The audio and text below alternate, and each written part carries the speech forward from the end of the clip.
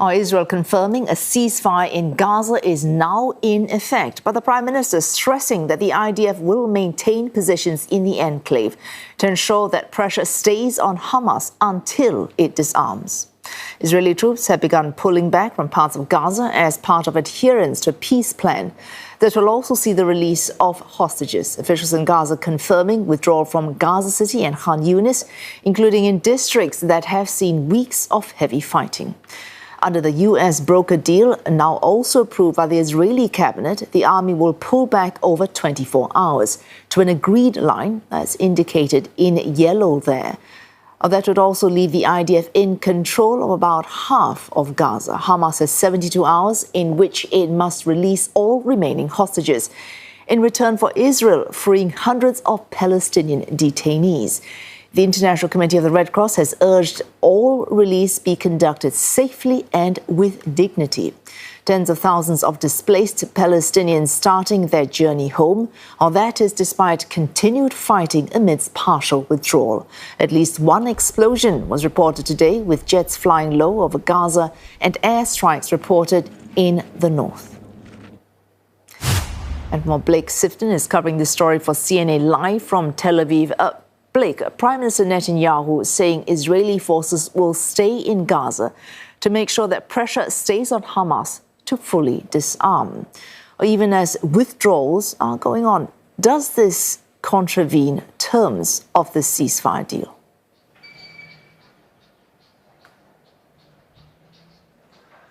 Good evening, Wei Su. The Israeli military announced that they completed their withdrawal at noon local time, and the ceasefire was now in effect. Now, according to a copy of the ceasefire agreement that was signed in Egypt, obtained by Israel's national broadcaster, the ceasefire was meant to come into effect the moment that the ceasefire was, that the deal was ratified by the Israeli cabinet. So that would have been much earlier this morning. However, we understand that the Israeli military completed its withdrawal under cover of shell fire, both from tanks and from artillery. But now the withdrawal has been completed and the ceasefire is under effect. And Prime Minister Netanyahu, in an address to the nation just a few hours ago, said that Israel would remain deep inside Gaza from, he said, positions of strength. And he vowed that Hamas would be disarmed, that Gaza would be demilitarized. And he said that that could happen the easy way, meaning through the negotiations in the second stage of this peace process that's meant to happen,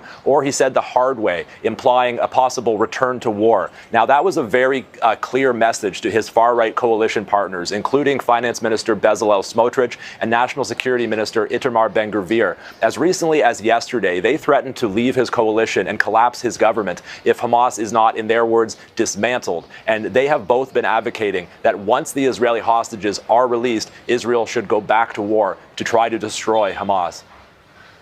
Oh, this release of hostages, that is a key part. That's the framework that the Israeli cabinet has actually voted and ratified. And we have 72 hours in which that should take place from the point at which the ceasefire took effect. Do we have any details on how this release on both sides will unfold?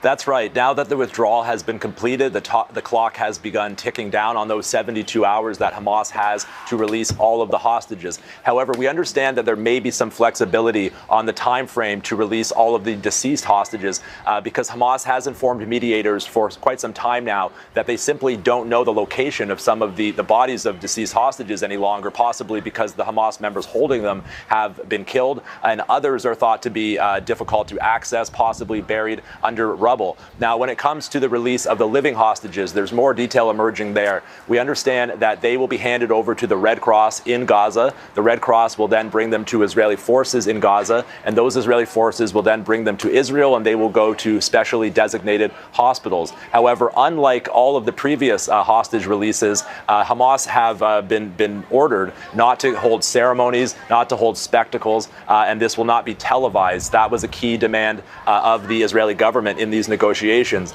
Now, when it comes to the Palestinian prisoners who will be released in exchange for these hostages and the 250 so-called security prisoners, these are prisoners, most of whom are serving life sentences in Israeli jails.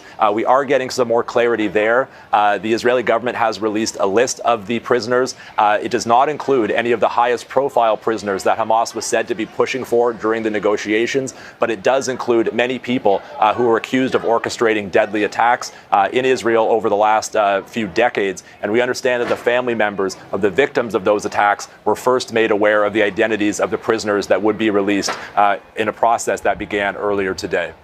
Oh, thanks. Blake Sifton there covering this story for CNA from Tel Aviv.